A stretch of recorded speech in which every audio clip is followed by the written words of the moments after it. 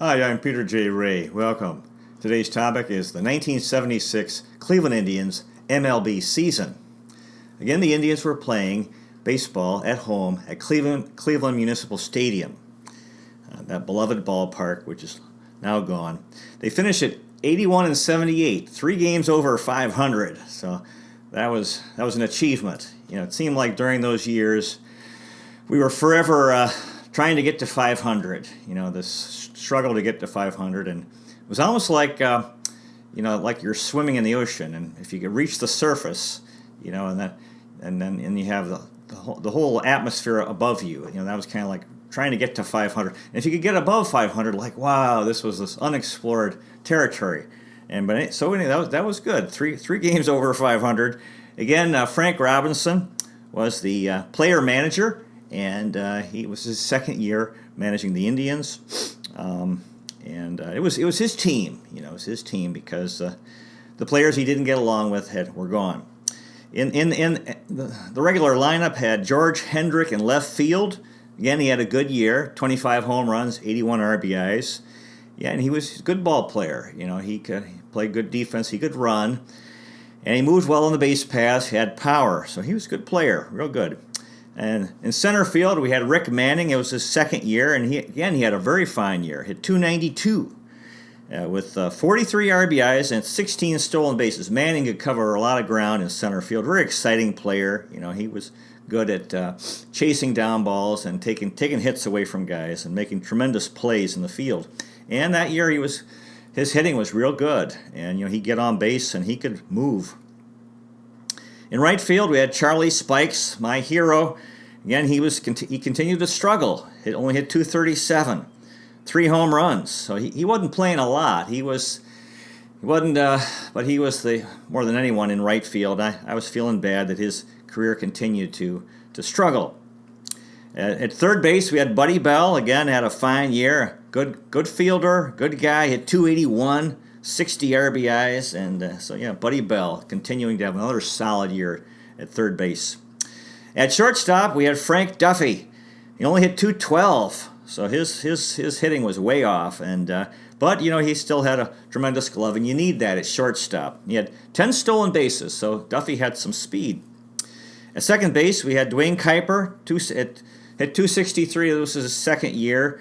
His average was a little down, but he continued to be a tremendous fielder, making spectacular plays, going to his left or to his right, these long throws. And I remember the announcers, Joe Tate and Herb Score, were forever, exclaiming about how wonderful these unbelievable plays he was making. Boog Powell was at first base, and he only hit 215, so his numbers were way down. He had 9 home runs. We were at a game, actually, when he got hit by a pitch. Pretty much ended his career. He was injured much of the year, and so he was, the year before he'd been tremendous, but that one pitch, that getting hit by the pitch really made things tough for Boog at first. Al Ashby was our catcher, hit 239, and good guy, he was a good catcher, yeah. And soft-spoken fella. His hitting wasn't tremendous, but he was a good catcher. Bench players included Larvell Blanks, who hit 280. Yeah, he saw a lot of time because he could hit. He was a shortstop.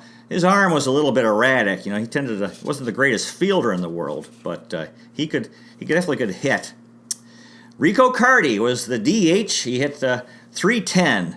13 home runs, 83 RBIs. So he was a big hitter for the Indians. Rico Carty, a regular player, from the Dominican Republic, the big man. And of course, he was the one guy I think Frank Robinson had trouble getting along with. Those two were very strong-spirited fellows. Another fellow was from the bench. Rick Cerrone was a young guy. Only hit 125 in 7 games, but he was considered a real tremendous prospect at the catching position. Although we ended up trading him. They brought back Ray Fosse, who hit 301. Yeah, that was wonderful. Fosse had been the rookie star in 1970, and having a tremendous year when Pete Rose ran into him at home plate, scoring the game-winning run in the All-Star game, and he had a severe injury, and didn't get good care and played hurt. Too bad. Back then, the guys weren't getting good medical treatment. It really hurt his career. And then we traded him to Oakland. ALFREDO Griffin got in 12 games, and he was another... he ended up having a tremendous career as a shortstop, tremendous player, and he's another guy we traded, but he was a prospect at this time, and they were seeing him as the shortstop of the future. He was a shortstop of the future, but not with us. Joe List hit .314 in 20 games, another guy who was a long-time prospect. He was an older guy now, and in the expansion draft after the year, 2 teams were added, the Mariners and Blue Jays, and the Mariners picked him. John Lowenstein, also a bench player, only hit .205, so Steiner had a tough year. I'm not sure what was going on with him. Ron Pruitt was another guy who caught a lot. He was a catcher, hit .267, 47 games. Frank Robinson, this was his final year as a player. He hit .224 and with 3 home runs, 10 RBIs, and his third home run was the 586th of his career. So that was the end of the road for Frank Robinson as a player. Tommy Smith hit .256 in 55 games, and another long-time prospect that the Mariners selected in the expansion draft. Now in the pitching staff, we had Pat Dobson. We picked up from the Yankees for Oscar Gamble.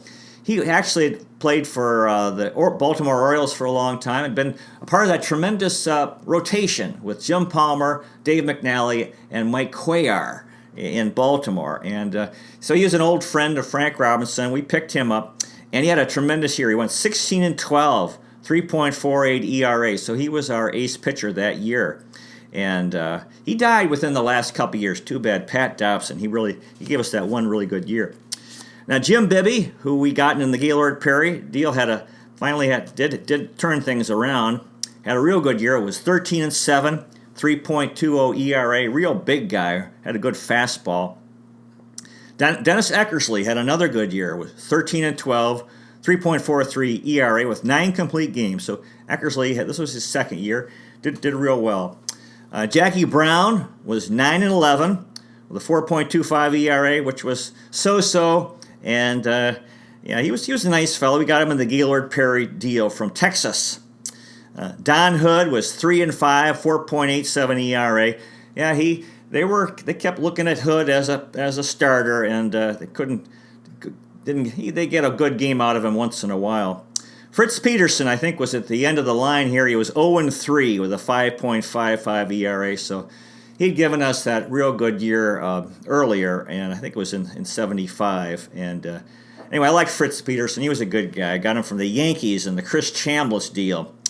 Eric Raich was only played in 1 game at a 16.88 ERA, and I think that was the end of the line for Eric Raich, who married the daughter of Russell Schneider, the Cleveland Plain Dealer sports writer who covered the Indians. Stan Thomas went 4-4 with 6 saves, 2.30 ERA. He had a good year. Yeah, he started some games and also was in the bullpen. And the Mariners took him. We lost him in the expansion draft after the season. Rick Waits went 7-9, 4.00 ERA. So he was developing as a young pitcher. Did better in years later. Tom Buskey was 5-4, 3.63 ERA. Good pitcher out of the bullpen. Not so much of a closer, but and then Jim Kern went 10-7 with a 2.37 ERA and 15 saves. Very strange. He was not a starting pitcher, and he won all those games, 10-7. That was really unusual. And see, back then they didn't have the. Nowadays it's like you have one guy who's a closer, and back in 76 the Indians had 2 closers, and he was one of them, one of our closers. The other was Dave LaRoche, who didn't have a good record, 1-4, but a very good ERA, 2.24, and he had 21 saves. So we had those 2 fellows, LaRoche and Kern, were a tremendous relief combination closers, and really near the end of the game, they really shut down the other teams at the end of the game. So anyway, just a brief recap of the year. On July 1, the Indians were 36-33, and we were in second place behind the Yankees, only 7 games out of first. And there was a 4-game set with the Yankees in Cleveland. And so there was a lot of excitement. If we could do well, we could gain ground on them. And the first game we won 3-2. So that put us only 6 games out. We were in second place, so we were a contender. And for the 4-game series, we had 200,000 fans came to the old stadium. Just imagine, that's a lot of people. That's more than an average of 50,000 per game. Sadly, we lost the next 3 to the Yankees, who went on to the World Series. And, they were developing. They ended up, they lost that World Series, but they won the next 2. They had these tremendous stars, Reggie Jackson, Catfish Hunter, Thurman Munson, and so forth.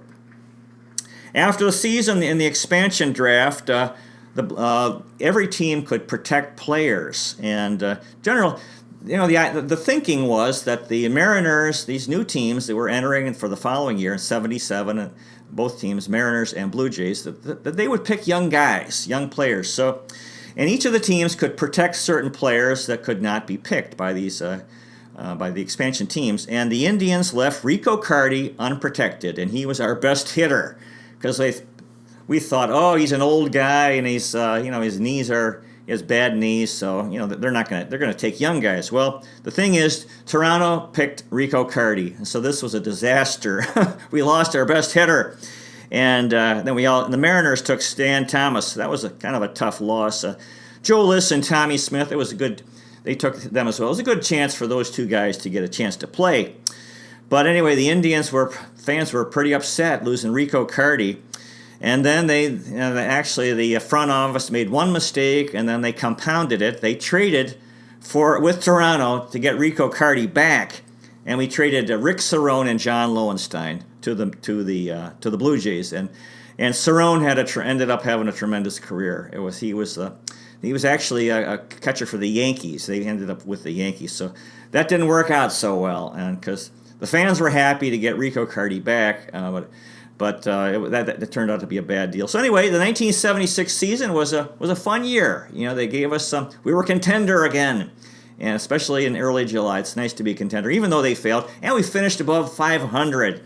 So anyway, those guys they gave us memories. God bless all the Cleveland Indians who played for the Indians in 1976. All the fans who watched the team back then. Good luck to the 2018 Cleveland Indians. Thanks so much for watching. Take care, and I'll see you next time.